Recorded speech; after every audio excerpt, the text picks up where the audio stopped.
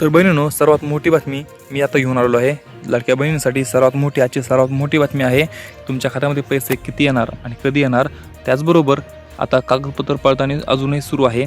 तर बहिणींनो, सर्वात मोठी बातमी आहे की तुम्ही पात्र आहात का नाही, त्याचबरोबर तुमच्या खात्यामध्ये पैसे येणार कधी, त्याचबरोबर तुम्हाला 3,000 येणार का 1,500 रुपये येणार, त्याचबरोबर तुमचे 2-3 हप्ते रखडले आहेत तर तुम्हाला ते सर्व एकत्र पैसे भेटणार का नाहीत भेटणार. तर चला सुरू करूया आजच्या आपल्या ह्या व्हिडिओला.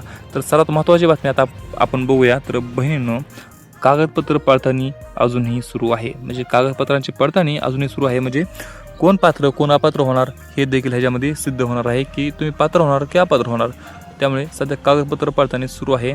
त्याचबरोबर तुम्ही पात्र आहात का नाही, तुमचे कागदपत्र पूर्ण कंप्लीट आहेत का, नावामध्ये काय बदल आहे का, म्हणजे डॉक्युमेंटवरती नाव वेगळं आणि अर्जावरती नाव वेगळं असं आहे काय, सर्व गोष्टीची बारीक तपासणी होणार आहे.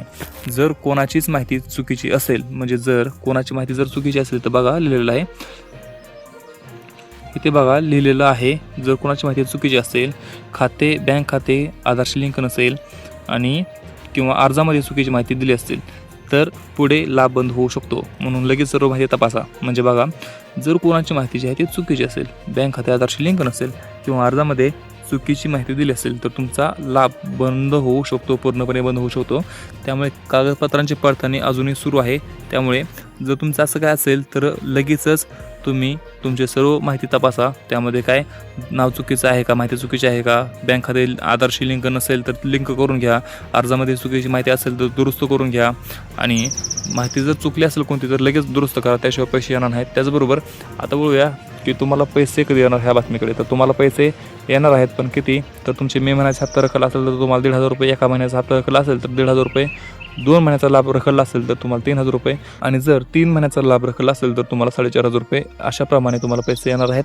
ते पण टप्प्याटप्प्याने प्रत्येक जिल्ह्यामध्ये पैसे जमा होणार आहेत. सगळंच एका दिवशी महाराष्ट्रामध्ये पैसे जमा होणार नाहीत. त्यामुळे टप्प्याटप्प्याने पैसे जमा होत आहेत आणि तुमच्या खात्यामध्ये देखील टप्प्याटप्प्याने पैसे येणार आहेत.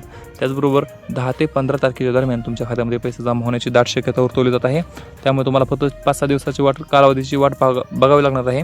त्यानंतर तुमच्या खात्यामध्ये पैसे जमा होऊ शकतात अशी शक्यता वर्तवली जात आहे. त्यामुळे थोड्या दिवसाची वाट बघा, थोडा संयम ठेवा आणि पैसे तुमच्या पदरामध्ये पाडून घ्या. त्याचबरोबर तुमचे काय प्रश्न असतील तर खाली कमेंटमध्ये नक्की विचारा. आपण भेटू पुढच्या व्हिडिओमध्ये. तोपर्यंत जय हिंद, जय महाराष्ट्र.